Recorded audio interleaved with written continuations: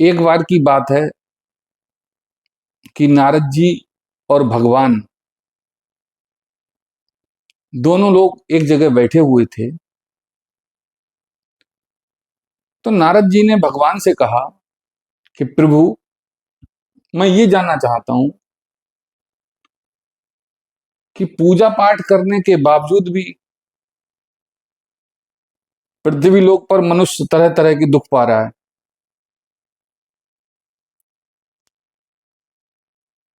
भगवान ने कहा, नहीं, ऐसा नहीं है। बोले, नहीं प्रभु, ऐसा ही है। भगवान ने कहा, जब तुम्हें ऐसा लगता है तो चलते हैं पृथ्वी लोक पर, और पृथ्वी लोक पर चल करके देख करके आते हैं कि ऐसा है या नहीं है। आपको दिखा करके लाते हैं। नारद जी से भगवान ने कहा। नारद जी तैयार हो गए आने के लिए। अब नारद जी और भगवान पृथ्वी पर आते हैं और आकर के भ्रमण करने लगते हैं, घूमने लगते हैं। घूमते घूमते उनके लिए एक बहुत ऊंचा महल दिखाई देता है, घर दिखाई देता है। उस घर को देख करके भगवान कहते हैं, क्यों ना इन्हीं के यहां चला जाए। नारद जी भी कहते हैं, ठीक है, चलिए इन्हीं के यहां चलते हैं। उनके यहां जब पहुंचते हैं तो उनके दरवाजे पर बहुत मोटे मोटे मुचंडे पहरेदार खड़े हुए होते हैं। अच्छा, हमारे यहाँ भारत में एक बात तो है,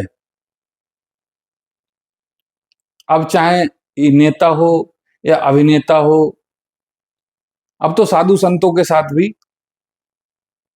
भौकाल बनाने के लिए, अपना जलवा दिखाने के लिए मुठचंडे गार्ड रखना जरूरी हो गया है। क्योंकि जब तक गार्ड लोग आगे पीछे नहीं होते तब तक भौकाल नहीं बनता है।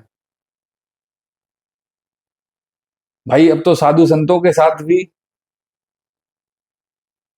आपको गार्ड लोग मिलते होंगे, वो काली वर्दी वाले और कुछ पीली वर्दी वाले। भौकाल बनाना जरूरी भी होता है, और जब तक बनाते नहीं है तब तक पब्लिक की भी समझ में नहीं आता कि ये सिद्ध कोई महात्मा पुरुष या कोई बड़ा नेता या अभिनेता है। ये भारत में ही है। आप अमेरिका में देखोगे तो वहां पे ऐसा कुछ नहीं है। वहां पे एक मंत्री सिंगल गाड़ी में जाता है। चलो कोई बात नहीं, आगे की बात करते हैं। तो वह मोटे मोटे गार्ड उस बड़ी सी कोठी वाले के दरवाजे पर लगे हुए होते हैं। नारद जी और भगवान उसकी कोठी के सामने पहुंचते हैं तो वह गार्ड पूछते हैं, हाँ बताओ क्या है, किस लिए आना हुआ है। अरे प्रभु, हम तो आपके यहाँ कुछ पाने की अभिलाषा से आए हैं। इस तरह से वह भगवान उस गार्ड से कहते हैं। जब इस तरह से कहते हैं तो गार्ड कहता है, क्यों, क्या है, क्या पाना चाहते हो, बताओ।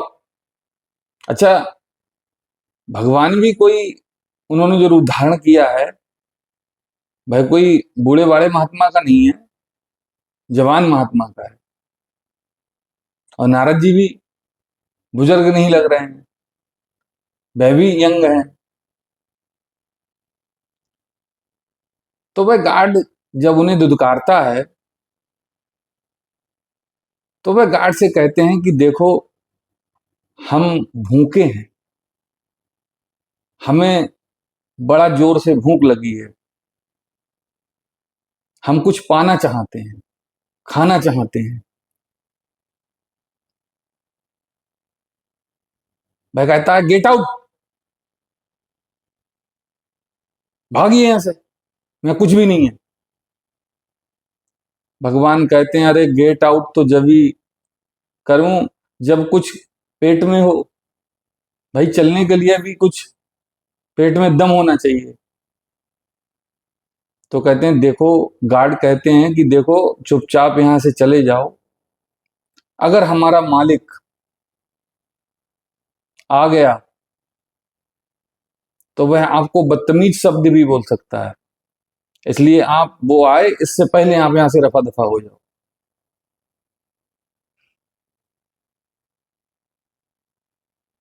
मालिक दरवाजे पर आ चुका होता है, गार्डों का मालिक, उस महल का मालिक दरवाजे पे आ चुका होता है और उसके कानों में थोड़ी थोड़ी सी सुनाई पहुंच चुकी होती है। तब वह अंदर से आवाज मारता, अरे कौन है, क्या है? गार्ड कहता है देखो, अभी भी चले जाओ, अभी भी मैं उन्हें डील कर लूंगा। भगवान कहाँ मानने वाले। भगवान कहते हैं नहीं, मुझे भूख लगी है, ऐसे कैसे चला जाऊं। इतने में उस महल का मालिक बाहर आ जाता है और आकर के पूछता है कि बताओ क्या है, किस काम के लिए आगमन हुआ है।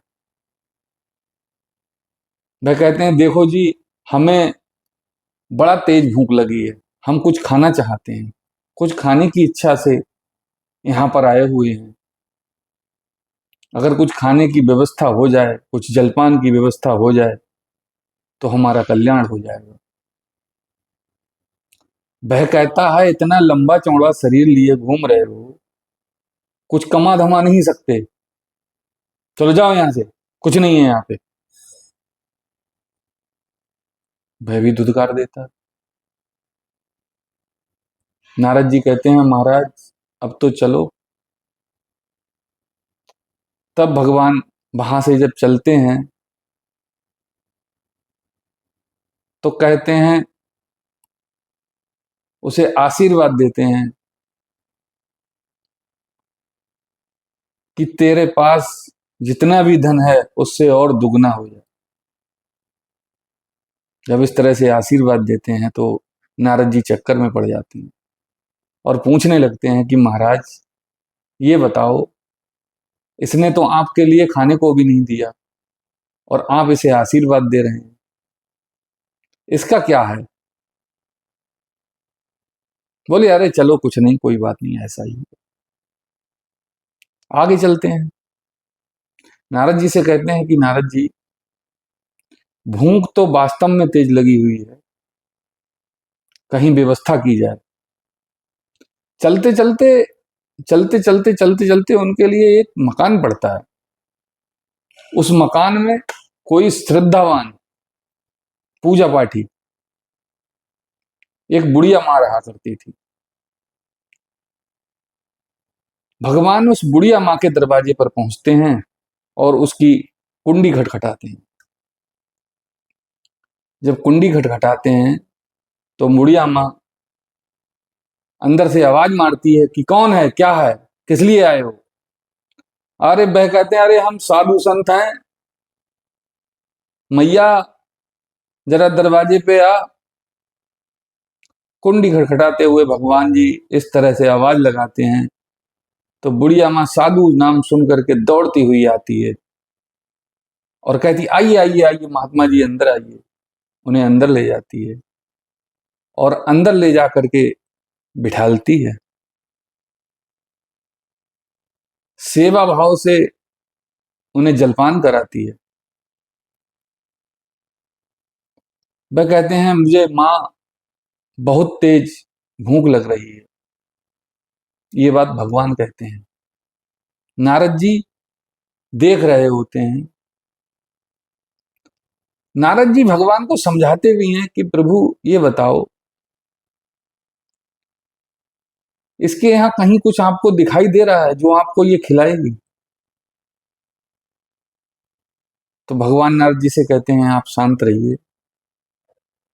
बुढ़िया कहती है कि महाराज, हमारे यहाँ खाने को तो कुछ नहीं है, एक गाय है जो पाव भर दूध देती है, वही दूध हम शाम को पी लेते हैं। अगर आपको तेज भूख लग रही है तो आप ये दूध पी सकते हैं, दूध पी लीजिए। बुढ़िया मैं वह दूध भगवान को पीने के लिए दे देती है और भगवान उस दूध को पी लेते हैं। वह पाव भर दूध बुढ़िया माँ अपना दूध, गाय वाला, एक गाय है बुढ़िया माँ के यहाँ, वो पाव भर दूध देती है। वह ही दूध जो बुढ़िया अपनी भूख को मिटाने के लिए पी करके तृप्त होती है, वही दूध वह उन भगवान जी को पिला देती है और भगवान जी पी कर तृप्त हो जाते हैं। और जब उनका पेट भर जाता है उस पाव भर दूध से, और भगवान जी का एक चम्मच से भर जाएगा पेट, वो तो भगवान जी ही है, तो वह उस पाव भर दूध को पी करके नारद जी कहते हैं चलिए महाराज। तो वह नारद जी से कहते हैं अरे अब कहाँ जाएंगे, अब तो संध्या हो गई, अब यहीं बुढ़िया माँ के यहाँ रुकेंगे। नारद जी, अरे कैसी बात करते हो महाराज, यहाँ रुकने की कोई व्यवस्था दिख रही है आपको, चलिए। परंतु वह चलने के लिए जब बोलते हैं बुढ़िया माँ से, तो भगवान जी मना कर देते हैं, कहते हैं नहीं, आज यहीं रुकेंगे। अब जब इस तरह से रुकने के लिए बुढ़िया माँ से कहते हैं कि माता जी आज हम यहीं रुकना चाहते हैं, तो कहती ठीक भाई, रुकने के लिए और कोई व्यवस्था तो नहीं है हमारे पास, एक चटाई है जिस चटाई पर हम सोते हैं, हम बाहर बैठ के भजन कर लेंगे रात में और आप उस चटाई पे सो जाना।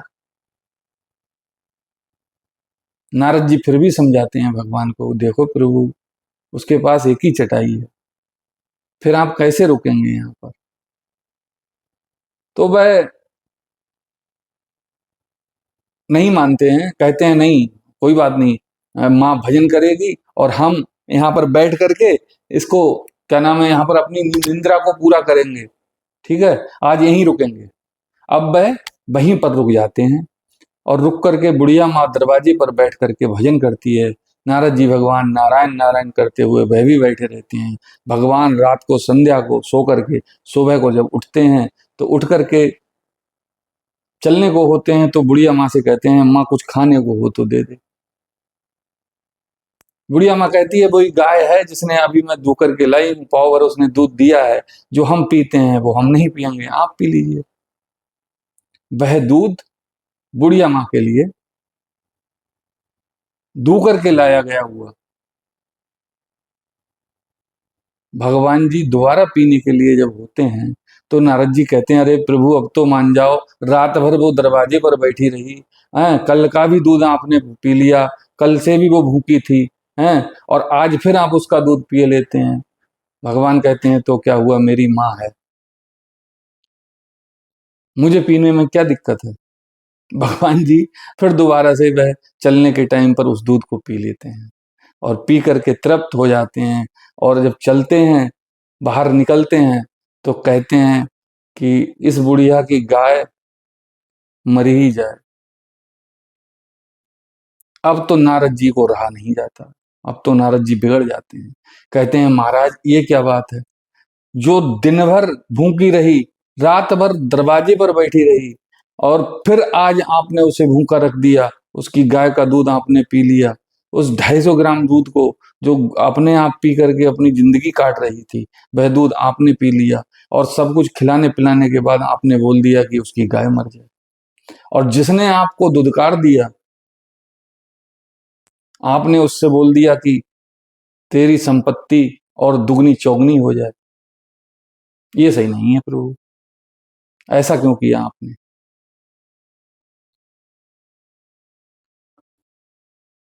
अरे एक बात सोचने की है, जो बहुत पैसे वाले अटरम शटरम करके करम धन कमाने वाले, उनके बच्चे डिस्को बार में मिलेंगे, बियर बार में मिलेंगे,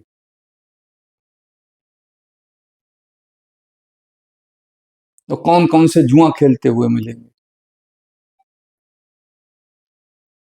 तो भगवान ने नारद जी से कहा कि नारद जी, तुम्हारे दरवाजे पर अगर कोई आए और तुम उसे सम्मान ना दो तो तुम्हारा क्या होगा। नारद जी बोले, हाँ ये बात तो सही है, उसके लिए तो नरक के द्वार खुले होंगे। तो इसने, इतनी ऊंचे मकान वाले ने ऐसा काम क्यों किया कि हमें और तुम्हें पानी भी नहीं पिलाया, इसका क्या कारण है। बोले, इसका कारण है इसका घमंड। बोले, तो हमने कौन सा काम किया। दुगना और चौगना उसका धन करने को जो बोला, उसका कारण ही यही था कि इसका धन जब दुगना और चौगना होगा तो ये और पाप करेगा और गलत काम करेगा। इसलिए हमने उसे और पापों में धक्का मारा है कि ये और पाप करे। अब नारद जी कहते हैं कि प्रभु आपने उसकी गाय क्यों मार दी। बड़ा ध्यान से सुनना। तब भगवान कहते हैं, देखो इस बुढ़िया के अंतिम दिन केवल 7 रह गए हैं। 7 दिन बाद ये बूढ़ी माँ हमारे धाम आने को है, और ये गाय बीच में रोड़ा बनी हुई थी। अगर ये गाय रहेगी तो बूढ़ी माँ जब हमारे धाम आ रही होगी तो उसके दिल में केवल यही लग रहा होगा कि हाय मेरी गाय को कौन खिलाएगा, हाय मेरी गाय को कौन धुएगा, हाय मेरी गाय के लिए कौन बांधेगा, हाय मेरी गाय के लिए पानी कौन पिलाएगा। ये गाय इस माँ को मेरे धाम आने में रोड़ा बन रही थी, इसलिए मैंने इसे इस तरह का आशीर्वाद दिया। नारद जी कहते हैं, ओ प्रभु आपकी लीला को आप ही जानो, हम नहीं जाने, हम तो तुच्छ प्राणी हैं, हम कहां से जान सकते हैं। तो आप लोग ये मत समझिए कि गलत काम करके खूब धन कमा रहा है, खूब ऐश कर रहा है, खूब पल रहा है, खूब पोस रहा है, खूब सुखी है। ऐसा नहीं है।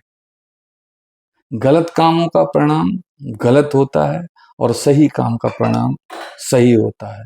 राधे राधे। जय श्री कृष्ण।